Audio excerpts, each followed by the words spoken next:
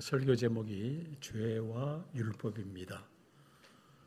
참 지루하고 딱딱한 그런 주제의 설교가 될 수밖에 없을 것 같습니다. 특별히 또 이 죄 문제에 대해서는 듣기를 좋아하는 분들이 별로 없을 것 같습니다. 그런데 여러분, 기독교의 어떻게 보면은 그 시작이 죄와 밀접한 관련이 있죠. 만약에 우리가 죄가 없다면은 굳이 교회가 있을 필요가 없습니다. 마치 우리가 병이 없다면은 병원이 필요 없잖아요. 우리 몸에 병이 있기 때문에 병원이 필요하듯이 우리에게 죄가 있기 때문에 예수의 복음이 필요하고 또 교회가 존재하는 것입니다. 그래서 우리가 신앙을 이야기할 때 죄 문제를 거론하는 것은 이것은 가장 기본이고 또 가장 기초라고 말할 수가 있습니다. 사람의 본성에 대해서 크게 두 가지 중국 철학자들 가운데 아주 대립이 되는 두 가지 주장이 있습니다. 맹자와 이제 순자 이 두 사람 아주 정반대 입장을 취하고 있는데 이 죄성에 대해서 먼저 우리가 한번 살펴볼 텐데 이 중국의 철학자 맹자는 사람의 본성은 타고나면서 선하다고 그렇게 이야기하죠. 그것을 성선설이라 말합니다. 성선설. 사람의 본성은 선천적으로 착하지만은 그 환경에 의해서 사람이 점점 오염이 되어서 악하게 된다. 그러므로 교육을 통해서 잘 이끌어주면은 선한 사람이 될 수 있고 또 그런 사람들로 구성된 좋은 사회를 만들 수 있다. 이게 이제 맹자가 말하는 성선설을 기반으로 한 그러한 주장입니다. 반면에 순자는 사람은 타고나면서 이기적이고 손해를 보기 싫어하며 자기중심적이기 때문에 반드시 스승이 있어서 법으로 교화해야만 한다 하며 성악설을 주장합니다. 성악설. 사람의 성품이 본래 악하다는 겁니다.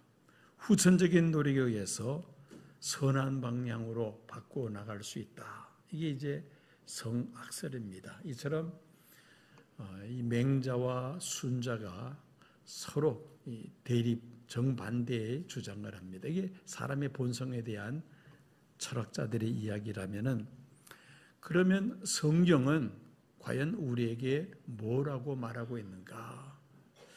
인간의 존재에 대해서 성악설을 이야기하는가, 성선설을 이야기하는가, 아니면 또 다른 무슨 다른 주장이 있는가를 우리가 생각해 보아야 되겠습니다. 하나님께서 태초에 사람을 창조하실 때는 선하게 사람을 창조하셨습니다. 엿새 동안 천지 만물을 창조하시고 또 여섯째 되는 날에 사람을 지으셨죠. 자, 그렇게 천지 만물을 창조하시고 사람을 지으시고는 하나님 보시기에 어떠했다 했습니까? 좋았던 정도가 아니라 그게 부사가 하나 더 들어갑니다. 심히 좋았더라. 심히 좋았더라. 하나님께서 사람을 지으실 때는 하나님 보시기에 심히 좋은 그런 사람으로 지으셨다는 것이죠. 그런데 아담과 하와가 그 뱀의 마귀의 화신인 뱀에게 미혹됨으로 인하여 그만 죄를 짓고 맙니다. 죄를 범함으로 사람은 악한 존재가 되고 말았다는 것이죠. 이것이 성경에서 말씀하고 있는 그 인간 존재에 대한 그 기원입니다. 하나님 창조하실 때 사람을 선하게 지으셨는데 문제는 아담과 하와가 유혹에 넘어가 죄를 지음으로 그만 타락하고야 말았다. 여러분, 성경에 나오는 많은 성인들 가운데 대표적인 사람이 다윗이라고 우리가 말할 수가 있습니다. 다윗은 시편 51편 5절에서 인간의 본성에 대해서 뭐라고 말을 합니까? 내가 죄악 중에서 출생하였으며 어머니가 죄 중에서 나를 잉태하였음이라. 53장 1절 보면은 어리석은 자는 그의 마음에 이르기를 하나님이 없다 하도다. 그들은 부패하며 가증한 악을 행하며 선을 행하는 자가 없도다. 이렇게 어머니 뱃속에 있을 때부터 인간은 죄성을 타고 세상에 태어난다고 다윗은 고백을 합니다. 사람이 죄를 지어서 죄인이 되는 것이 아니라 죄인이기 때문에 죄를 짓는다. 그렇게 우리가 말할 수 있습니다. 즉 인간의 본성 자체에 이 죄의 속성을 가지고 있다는 것이죠. 그러므로 사람들은 죄를 지을 수밖에 없는 나약한 존재임을 우리는 다윗의 고백을 통해서 확인할 수가 있습니다. 사도 바울은 오늘 본문인 다윗의 증언을 받고요. 그 다음에 오늘 본문에서 바울은 인간의 이 본성에 대해서 뭐라고 말을 하느냐. 9절에서 12절입니다. 그러면 어떠하냐? 우리는 나으냐? 결코 아니라. 유대인이나 헬라인이나 다 죄 아래 있다고 우리가 이미 선언하였느니라. 기록된 바 의인은 없나니 하나도 없으며 깨닫는 자도 없고 하나님을 찾는 자도 없고 다 치우쳐 함께 무익하게 되고 선을 행하는 자는 없나니 하나도 없도다. 이 세상에 선을 행하는 의인은 없는데 한 사람도 없다라고 그렇게 바울은 말씀하고 있습니다. 죄를 많이 짓고 적게 짓고의 차이이지 모든 사람들이 다 죄를 지으면서 살아가고 있다는 말씀입니다. 자, 이렇게 모든 사람들이 다 죄인인 이 세상에서, 즉 죄의 포로가 된 사람들에게서 나타나는 현상들에 대해서는 11절에서 18절까지 이렇게 바울은 설명하고 있습니다. 자, 어떤 현상이 나타나느냐? 먼저 12절을 보면은, 이 11절 상반절을 보면은 깨닫는 자가 없다라고 말씀합니다. 깨닫는 자가 없다. 죄의 포로가 된 사람들의 첫 번째 특징이 깨닫는 자가 없다는 것입니다.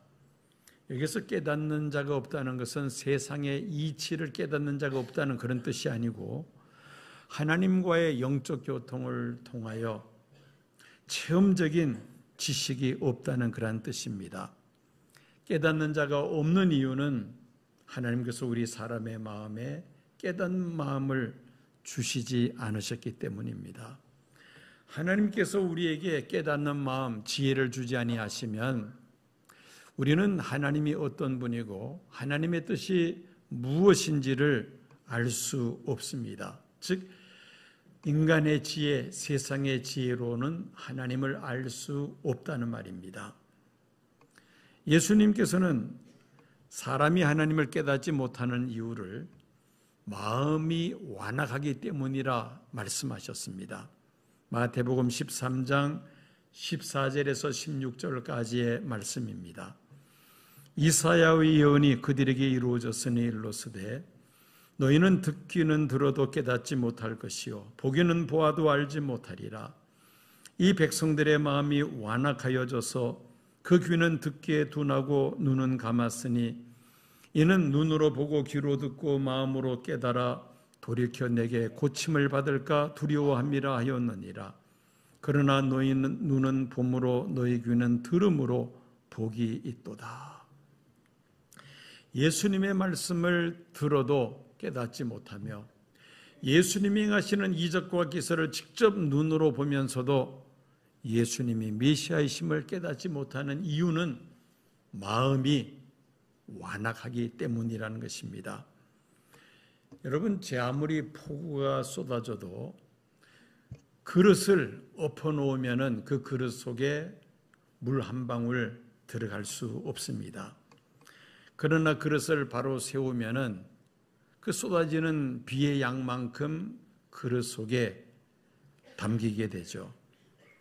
인간의 지혜로서는 하나님을 깨달을 수 없습니다마는 하나님께서 우리에게 지혜를 주시고 마음의 문을 활짝 열어주시면 우리는 하나님에 대해서 깨달을 수 있다는 것입니다.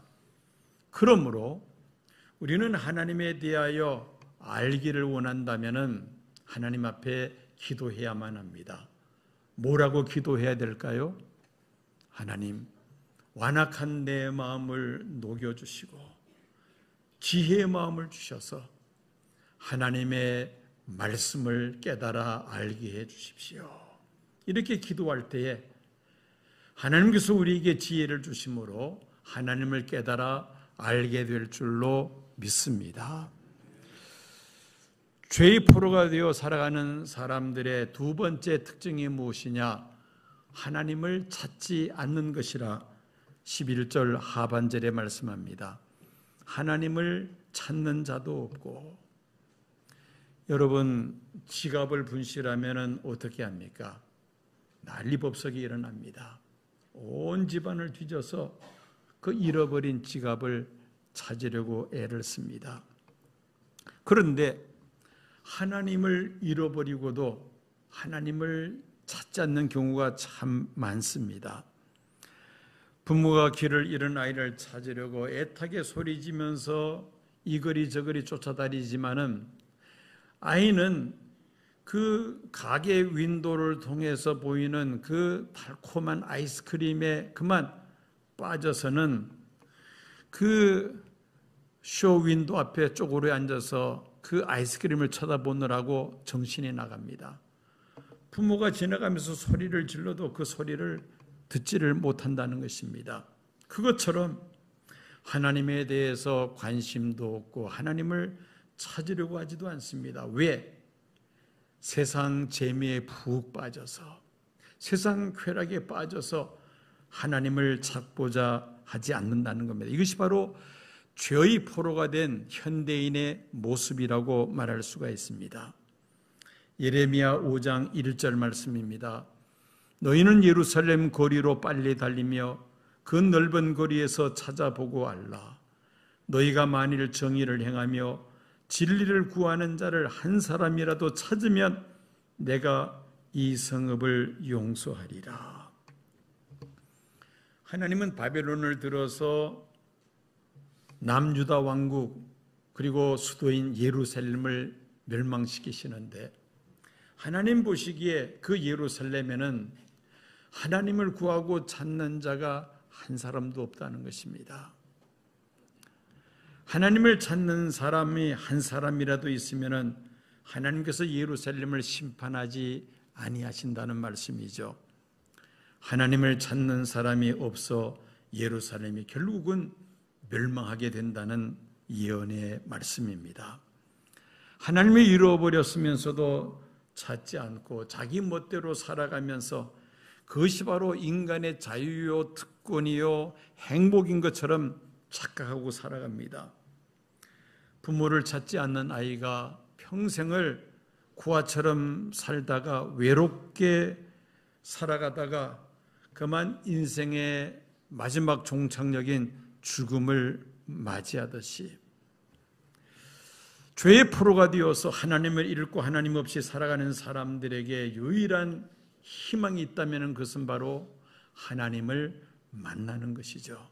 그래서 우리는 날마다 하나님을 찾고 그리고 하나님과 동행하는 삶을 살고자 할 때에 우리는 죄의 포로에서 벗어나 하나님의 자녀로서 복된 삶을 살게 될 줄로 믿습니다.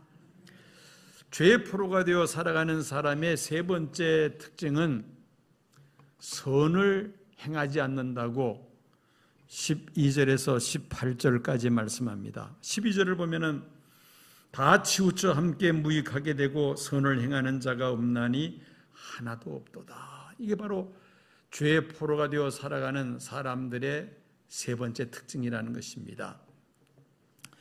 13절부터 18절까지는 그 구체적인 사례를 바울은 설명하고 있습니다.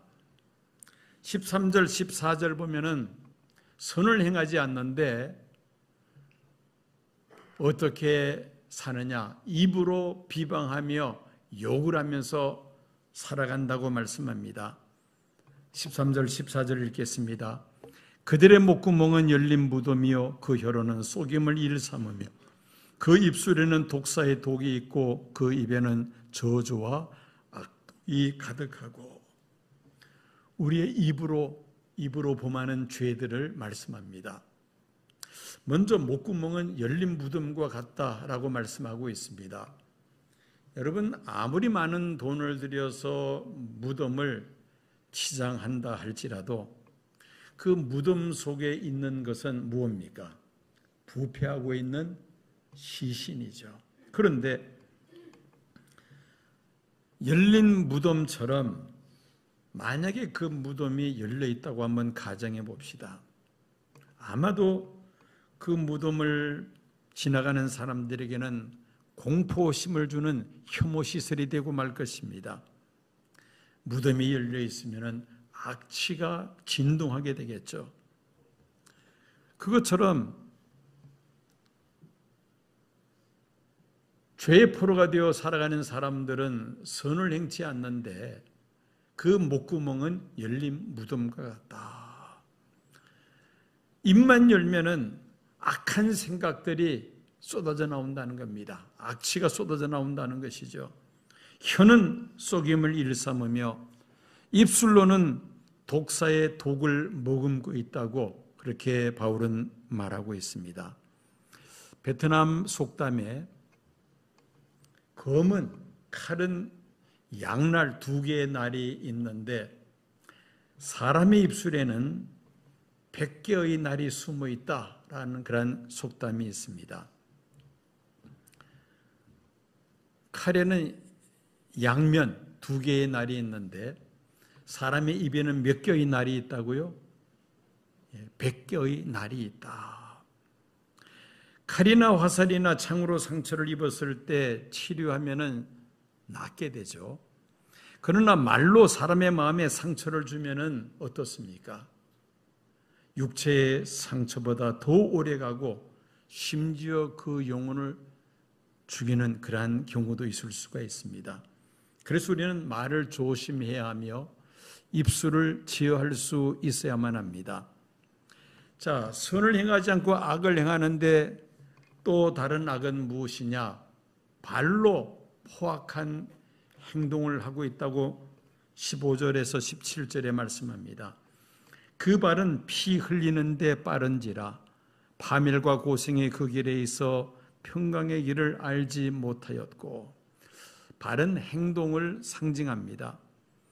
그 발로 선을 행하기에 빠른 것이 아니라 피를 흘리는 일에 빠르다고 그렇게 말씀하고 있죠. 즉 악을 행하고 살인과 복수를 일삼는다는 그러한 말입니다. 알바니아, 유럽의 알바니아라는 나라에 관습법으로 카눈이라는 법이 있는데 이 카눈이라는 법은 피는 피로서 값을 치른다는 피를 부르는 그러한 관습법, 율법이 있습니다. 이 율법이 언제 생겼느냐? 이 법이 15세기 알바니아의 왕 두카지니에 의해서 만들어졌습니다. 이 법은 오랜 기간 알바니아의 북부 지역 그리고 코소보 일부 지역에서 통용이 되어 왔던 그런 전통적인 관습법입니다. 중앙 집권적인 정부의 법 집행이 미치지 못했던 시기에 공동체의 질서를 유지하고 분쟁을 해결하기 위해서 자연스럽게 형성이 된 불문율입니다. 법에는 성문법과 불문율이 있죠. 성문법이라는 것은 법전에 나와 있는 법조항을 성문법이라면은, 불문율은 그런 문서는 없지만은 전통적으로 쭉 내려오는 그러한 법을 불문율이라 그렇게 말합니다. 이 카눈이라는 법은 불문율입니다. 그런데 이 알바니아는 지금도 이 불문율이 집행되고 있다는 겁니다. 21세기를 살아가는 현재도 이 가논이라는 법 때문에 근래에도 18년간 9,800여 명의 사람들이 목숨을 잃었고 복수를 피해 은둔 생활하는 가구가 약 6천 가구가 된다고 합니다. 그리고 이 알바니아에서는 복수는 지극히 정당한 것이고 복수를 행하지 않고 화해를 하는 것은 가문의 명예를 떨어뜨리는 것으로 그렇게 생각하고 있다고 합니다. 그래서 문명시대인 요즘도 이 알바니아에서는 이 복수가 끝없이 계속되고 있다는 것이죠. 그래서 그들에게는 평화가 없으며 불안과 증오만 있다는 그런 말을 합니다. 발이 이렇게 피를 흘리는 데 빠르다는 것은 즉 복수와 살인을 일삼는다는 것입니다. 죄의 포로가 되어 살아가는 사람들은 선을 행하지 않고 이와 같이 악을 행하는 일에 빠르다는 겁니다. 그리고 18절을 보면은 이제 눈으로 짓는 죄에 대해서 말합니다. 눈은 하나님에 대한 두려움이 없다 말씀합니다. 그들의 눈앞에 하나님을 두려움이 없느니라 함과 같으니라. 우리말에 눈에 뵈는 것이 없다는 그런 말이 있죠. 이 말은 앞을 못 보는 맹인을 가리키는 말이 아닙니다. 안하무인격으로 폭언과 폭행을 일삼는 사람, 자기 자신밖에 보지 못하고 자기 외에는 그 어떤 사람도 배려하지 않는 몰상식하고 교만한 사람을 지칭합니다. 그렇습니다. 하나님을 두려워하지 않는 사람은 교만하고 거만합니다. 그러나 하나님을 두려워하는 사람은 겸손합니다. 왜 그렇습니까? 하나님의 심판이 있다는 것을 알기 때문에 우리는 하나님 앞에서 겸손해질 수밖에 없다는 것이죠. 자, 이렇게 11절에서 18절까지 죄의 포로가 되어 살아가는 사람들의 그 특성, 그 현상들에 대해서 우리가 쭉 말씀을 살펴보았습니다. 그리고 이제 19절에서 3장 끝절까지는 율법의 역할에 대해서 또 바울은 자세하게 말씀하고 있는데 21절부터 끝절까지는 다음 주일날 살펴보도록 하고 오늘은 19절, 20절 두 절만 보도록 하겠습니다. 그러면 하나님께서 모세를 통하여 이스라엘 백성들에게 율법을 주셨는데 죄의 포로가 되어 살아가는 인생들에게 율법은 어떤 역할을 하느냐는 겁니다. 첫 번째로 19절 말씀 보면은 사람들의 입을 막는다고 말합니다. 19절을 읽겠습니다. 우리가 알거니와 무릇이 율법이 말하는 바는 율법 아래에 있는 사람들에게 말하는 것이니 이는 모든 입을 막고 온 세상으로 하나님의 심판 아래에 있음을 잊게 하려 함이라. 율법이 없을 때는 각자의 양심 또 각 민족이나 부족의 관습법에 따라서 제각기 다른 가치관을 가지고 살아갑니다. 그러나 율법이라는 이 절대적인 기준이 있음으로 인해서 모든 사람들이 죄를 짓고 살아가고 있다는 것을 발견하게 됩니다. 모든 사람이 죄를 지음으로 인하여 결국 하나님의 심판을 받을 수밖에 없다는 사실 앞에 사람들은 할 말을 잃어버리고 맙니다. 그것이 바로 이는 모든 입을 막고라는 말씀입니다. 율법을 들여다보면 사람들이 할 말이 없어진다는 것이죠. 심판받아 마땅한 우리 인간들이라는 것입니다. 모든 사람들의 입을 막는다. 이것이 바로 율법의 첫 번째 역할입니다. 두 번째 율법의 역할은 죄에 대한 지식을 갖게 한다고 20절에 말씀합니다. 20절을 읽겠습니다. 그러므로 율법의 행위로 그 앞에 의롭다 하심을 얻을 육체가 없나니 율법으로는 죄를 깨달음이라. 이게 바로 율법의 두 번째 역할입니다. 하나님께서 출애굽한 이스라엘 백성들에게 모세를 통하여 율법을 주셨습니다. 이유는 이스라엘 백성들이 죄에 대한 지식을 갖게 하기 위함이었던 것입니다. 율법이 없다면 죄가 죄인 것을 사람들이 알지 못합니다. 율법은 우리 마음속에 숨어있는 죄를 알게 하는 그러한 능력이 있다는 말씀입니다. 다시 말씀드린다면 율법이 오기 전에는 사람들이 각자의 양심에 따라서 판단하고 행동을 했습니다. 그런데 사람의 양심이라는 것이 죄에 오염이 되면 어떻습니까? 각 사람마다 양심에 따른 판단이나 행동이 제각기 다 다르게 됩니다. 그런데 하나님이 주신 율법이라는 절대적인 가치 기준 앞에 사람들이 서게 되면 어떻습니까? 내가 과거의 양심을 따라 살았다고 하는 대부분이 죄였다는 것을 깨닫게 되죠. 그래서 율법은 우리 마음속에 숨어있는 죄를 드러나게 하며 죄가 무엇인지를 알게 하는 그런 역할을 한다는 것입니다. 그래서 두 번째 율법의 역할은 죄를 깨닫게 한다. 죄에 대한 지식을 갖게 한다. 그리고 마지막 세 번째가 가장 중요합니다. 다음 주에도 더 자세하게 살펴보겠습니다마는 율법의 세 번째 역할은 그리스도께로 우리를 안내한다는 것입니다. 신학자 칼바르트는 율법은 안내판과 같다라고 말을 합니다. 여러분 도로에 보면은 안내판, 표지판들이 많이 세워져 있습니다. 왼쪽으로 가면은 무슨 동네가 나오고 오른쪽으로 가면은 또 무슨 동네가 나오고 그 안내판을 통해서 우리가 알 수가 있습니다. 안내판 자체가 목적지가 아니죠. 목적지가 안내판에 기록되어 있을 뿐입니다.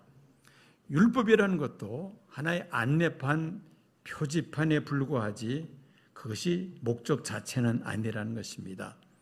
그러면 율법이란 안내판이 가리키는 것은 무엇이냐? 그것은 바로 그리스도라는 것입니다. 율법은 우리를 그리스도에게로 안내하는 안내판에 불과하다는 것이죠. 사도 바울은 율법은 우리를 그리스도께로 인도하는 몽학선생이다. 우리가 보고 있는 개역개정판에는 가정교사다라고 그렇게 말하고 있습니다. 여러분 가정교사 또는 몽학선생 이것은 아이들을 학교로 안내를 하고 또 학교 공부를 도와주는 것이 바로 몽학선생, 가정교사입니다. 율법이 바로 그런 역할을 한다는 것이죠. 율법은 우리를 그리스도께로 안내하는 그러한 안내자와 같다는 것입니다. 또 다르게 표현한다면 율법은 우리에게 거울과 같습니다. 율법을 통하여 나의 죄성과 무능을 깨달으며 오직 이 죄에서 구원하실 분은 예수님밖에 없다는 사실을 우리가 깨닫게 되죠. 그래서 율법에 비추어서 자신의 모습을 들여다보는 사람은 할 말이 없습니다. 나는 이제 죽을 수밖에 없는, 멸망할 수밖에 없는 존재이구나.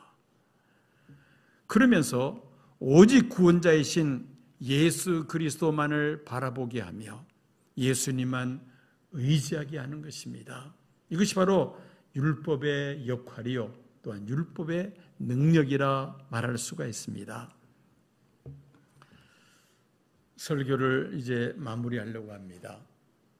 로마서 3장을 보면은 이방인을 정죄하는 유대인들, 그들은 율법을 자랑하고 할례를 자랑하지만은 결국 그들은 율법대로 살지 못하는 자가 아니냐. 무할례자인 이방인이나 할례를 받은 유대인이나 모두 다 하나님 앞에서는 다 죄인에 불과하다. 우리가 죄인이라는 사실을 율법을 통해서 우리를 깨닫게 할 뿐이다. 율법의 역할은 우리가 죄인이라는 사실을 발견하게 하고 또 우리가 예수 그리스도께로 안내하는 안내 역할에 불과한 것이다. 가장 중요한 것은 율법을 통하여 내가 죄인이라는 사실을 깨닫고 예수 그리스도께로 나아감으로 인하여 우리의 모든 죄가 사함을 받고 우리가 죄에서 자유함을 얻으며 영생을 얻게 된다는 것입니다. 이 문제에 대해서는 다음 주일에 좀 더 자세하게 살펴보기로 하겠습니다. 자, 그러므로 오늘 결론입니다. 우리는 율법을 좀 더 포괄적으로 말한다면 성경을 가까이 해야만 합니다. 성경을 가까이 할 때에 나의 참모습을 발견하게 되고 내가 하나님 앞에서 죄인 사실을 날마다 깨달으며 회개하며 하나님의 말씀을 따라 살기를 우리가 힘쓰게 되는 것입니다. 하나님의 말씀을 더욱더 가까이 하고 이 말씀을 늘 묵상하면서 살아감으로 인하여 예수 그리스도를 나의 주님으로 모시고 또 하나님의 그 말씀을 따라 살아드리기를 힘쓰므로 인하여 날마다 하나님께 한 발자국 한 발자국 더 가까이 나아가는 저와 여러 성도님들이 되어야 할 줄로 믿습니다.